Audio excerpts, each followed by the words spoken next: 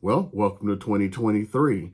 And we have a new year coming up here. And we just left a very challenging year that brings some people back to 2008. So let's start going over the numbers, see what happened, and kind of see if we can predict what's going to happen in 2023. Welcome to a new year. And if you have not met me, my name is Eric Hudson. I'm a real estate agent here in the Las Vegas, North Las Vegas and Henderson area.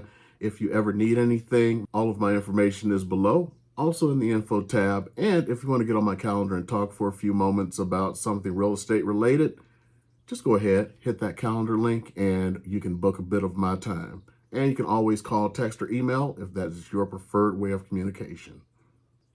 I'm sure by now all of you realize that 2022 was a very interesting year. You know, we started 2020, we wondered, would the real estate market survive? And oh boy, did it.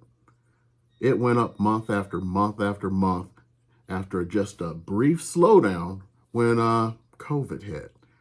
Well, here we are, 2023, and the last 8 months of 2022, things had gotten pretty bad. We had dropped almost $60,000 in median home price value. And how do we get here? What do the numbers look like? And can these be used to predict what's going to happen in 2023 so you can make the best moves as a buyer or seller? Well, what started all of this?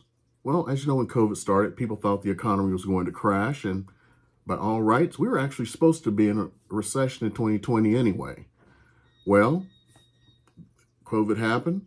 The government started giving out easy money, PPP loans, EIDL, and employers start sending their people home. Well, guess what? Now people had to sit at home. Then they started going, well, gee whiz, I don't like this house. Well, gee whiz, my employer said that I don't have to even come back ever again. I can move wherever I want. So it caused a mass exodus and movements around the country. And then people saying, like, if I have to stay here, why shouldn't I buy this place? And then the government, to try to keep the economy rolling, continued to lower interest rates and lower interest rates and lower interest rates. Interest rates for mortgage loans got down to about 2.25% for some people. Definitely got under 3% for most, which, in all honesty, in housing, that is free money. So because of all that free money, it drove demand. And as the old economics formula said, it's supply versus demand. So demand went up and the supply actually started going down. That's because now people are going, well, where will I move? So they kept their houses off the market. Well, things changed. The economy got overheated, and then the Fed, because it is their job to control inflation. Inflation got up to, over 10% and everything. So people were complaining. Gas prices are high. Food is high. Even though it's that way for the rest of the world, so the Fed did what they had to do. They started raising interest rates. Well, even though the interest rates that the Fed charges, that's called the discount rate, directly does not affect mortgage rates, it did indirectly affect it through the 10-year Treasury bond. So when that happened, interest rates on mortgages started going up and prices started waning, because if you have to pay more in interest, your monthly payments go up. Well, now people are being priced out of the market.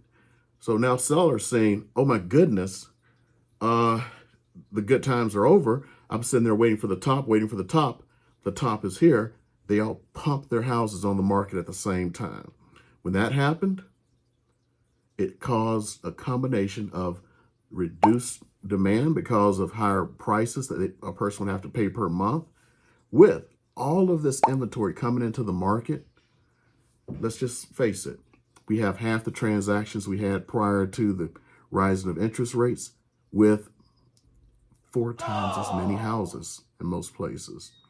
So now we have an inventory that is continuing to grow, although it has pulled back in the last month or so.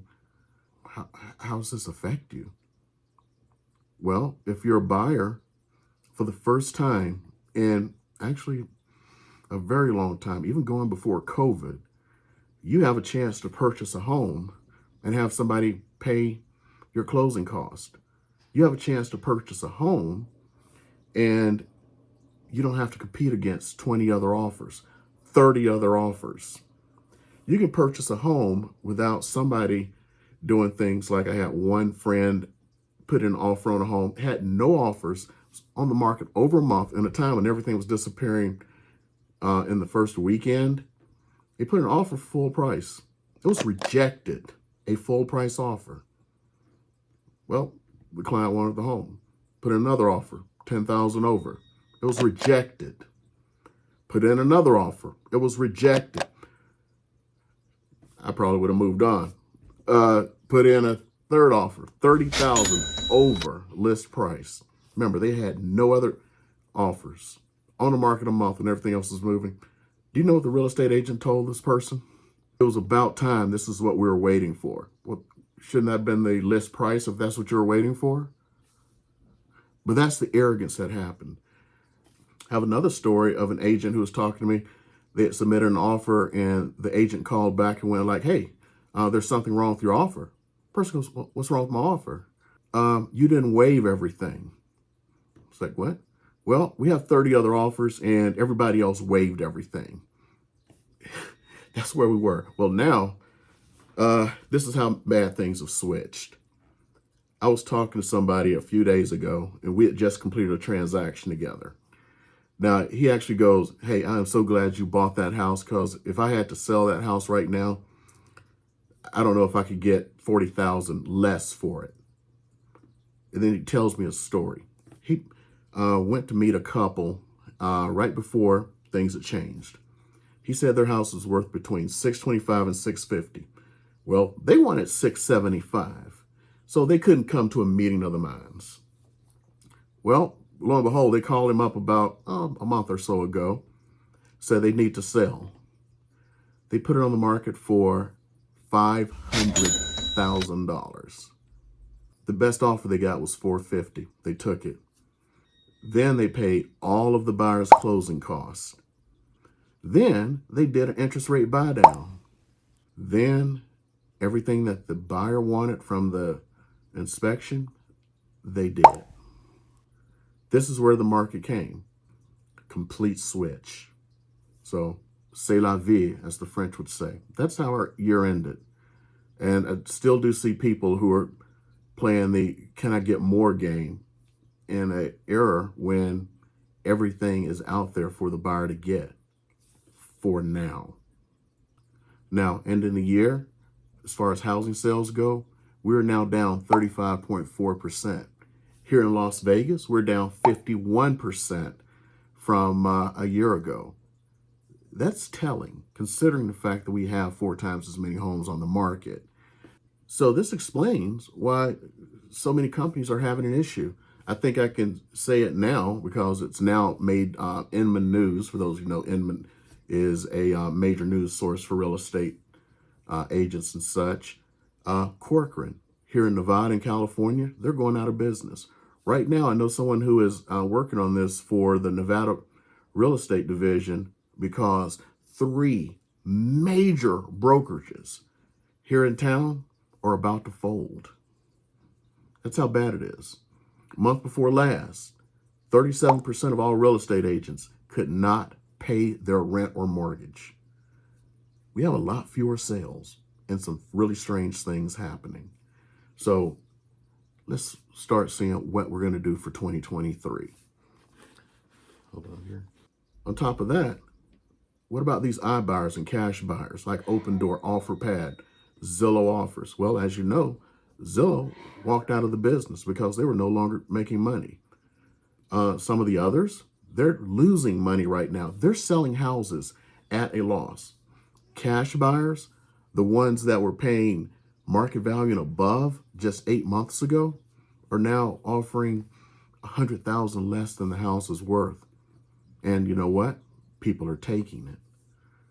On top of that, we go back to real estate agents and how 37% couldn't even pay their mortgage or rent month before last. Guess what? Real estate companies have gotten rid of 18,000 realtors. They're like, bye, get out of here.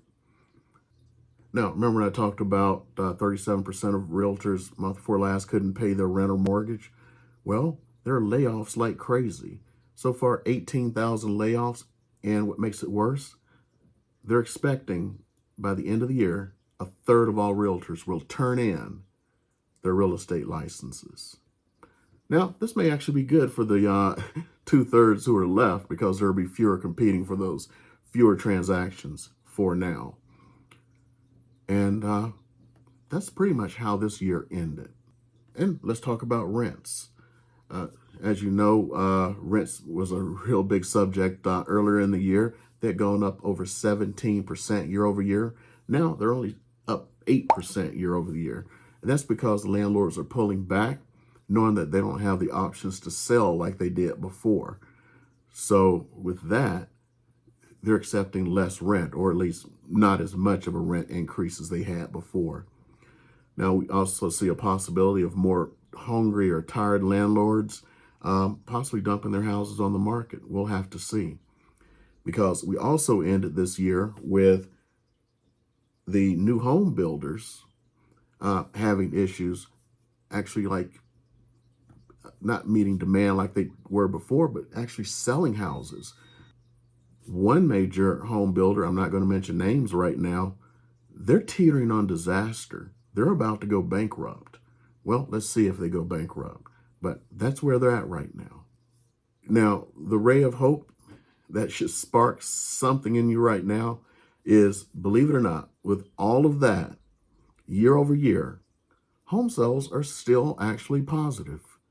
So if you bought a house a year ago, technically, you should actually be able to break even. But of course, you have closing costs and commissions and everything else. And also, let's talk about that trend of commissions. Well, it got to a point where sellers were like, why should I even give out any commission? Because I have the prize. I am the prize. My house is the prize. Well, guess what now? Agents are doing the same thing that sellers are doing to them. They're calling up the listing agent and going like, I see you're offering this amount. If you want to offer from my client, you need to pay this amount in commission. Yeah, this is really happening. They want you to go back to a normal commission. This discounted commission stuff, it's pretty much over.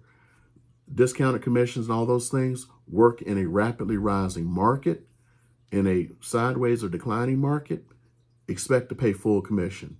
If you're sitting down with a real estate professional and you're asking how much you're going to charge me for interest, or saying somebody else is going to do it for XYZ price, yeah, it's a good tactic. It's probably not going to work. I am seeing houses that are not offering a normal commission languish on the market. Even those that are offering a normal commission are languishing. But those that are not offering the full commission, yeah, remember, that buyer's agent has 8 more houses to show. I have a house now. As a matter of fact, we're withdrawing it from the market because the seller's gotten so tired. We've had over 60 showings.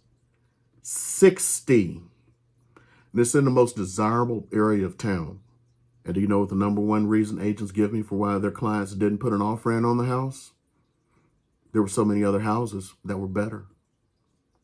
That's what you're competing against. This is a beauty contest and a price war. So that closes out 2022. Now we're talking about 2023, and where do we go from here?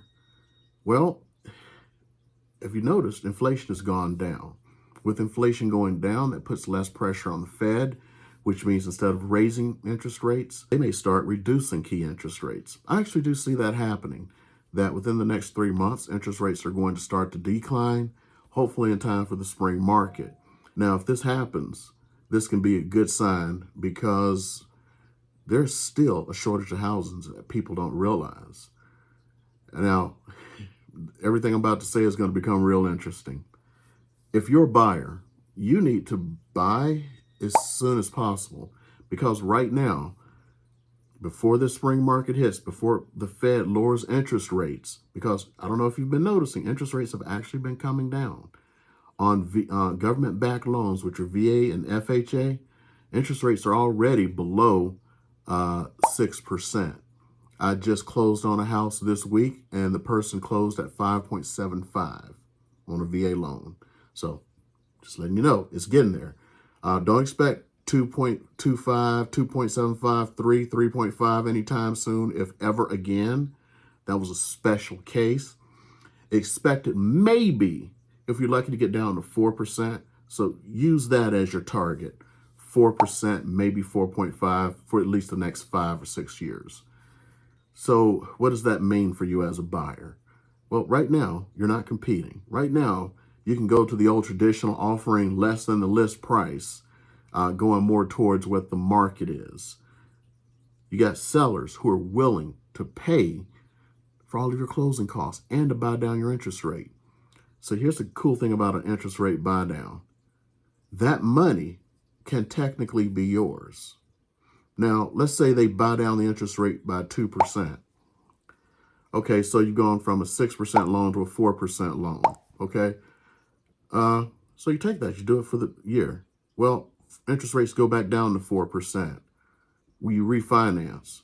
That extra money that the seller gave you for interest rate buy down, you can actually apply that to your principal or closing costs. Bam.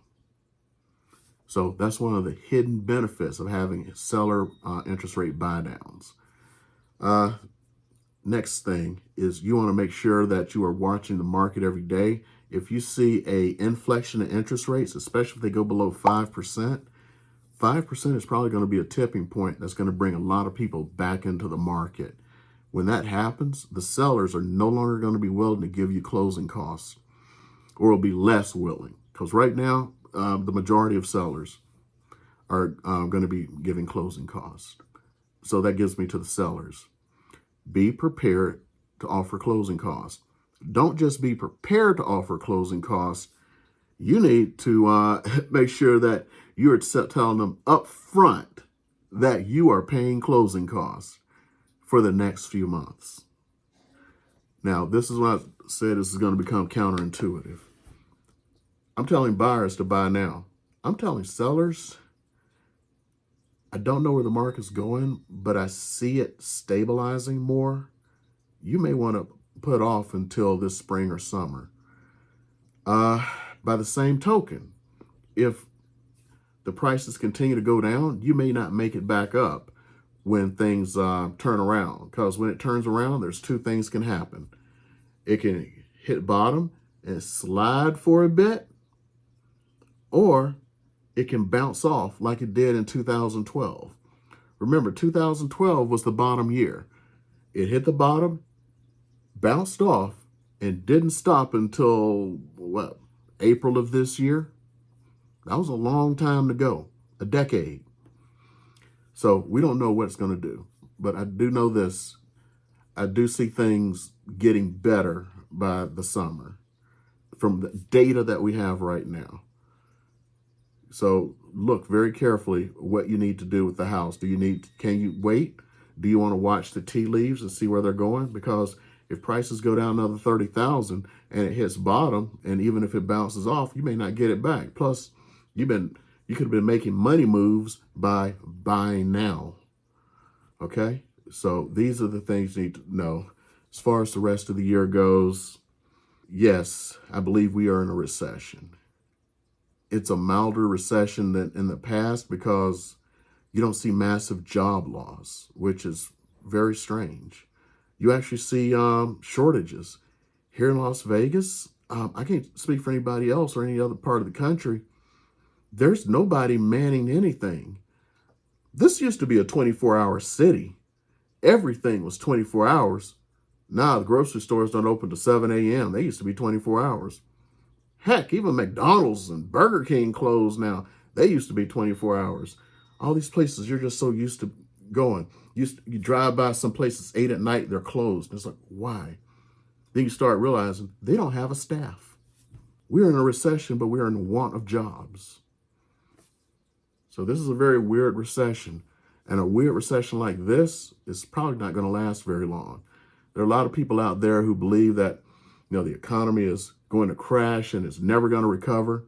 Back in 2008, people said the economy was going to crash and it's never going to recover. So here's some things I can talk about. And I'm talking about the Las Vegas market alone. Now, right now, yes, we do have over 7,000 homes on the market. In 2008, at 20,000. By the way, the population was 500,000 less back then. And on top of that, when this started, most people were upside down. Right now, the majority of people are still positive. So that's what kind of drives the difference in the market. The only difference now that I see for a lot of folks is they're going, I'm only getting this much, and back in March, I could have gotten this much. That's the biggest one I keep hearing. This is unfair. If I'd sold this house in March, I would have gotten 60,000 more. You know, shoulda, coulda, woulda. This is the market we live in now. Always be with the market. If the market is rising and everyone else is paying 50,000 over, I hate to tell you, you have to pay 50,000. That's called the market.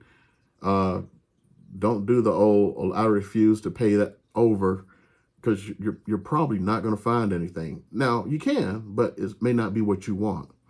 When the market is going down, you need to stay ahead of the market. Do not play these games of, oh, I want to wait one more week. Maybe something happened. Maybe that mysterious California buyer, like we used to have a few years ago, is going to show up. There's a good chance they're not showing up anymore. California's been bought and sold out, okay?